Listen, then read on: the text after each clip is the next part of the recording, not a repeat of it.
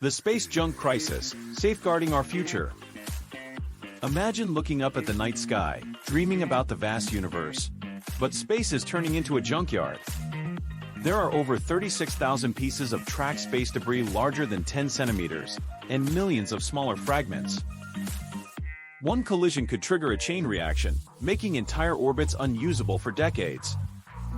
This is Kessler syndrome, and it's a serious problem threatening our future in space.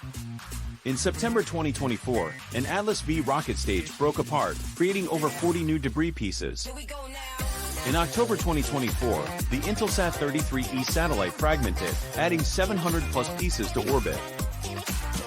This isn't just a space issue, it threatens GPS, communications, and even national security. So, what is being done about it? NASA is leading the charge with innovative solutions.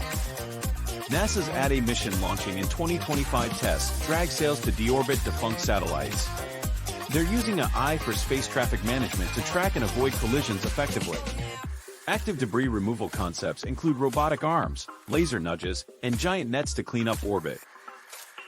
But technology alone isn't enough. International regulations and cooperation are essential. Companies like SpaceX and Blue Origin are working on sustainable spaceflight solutions.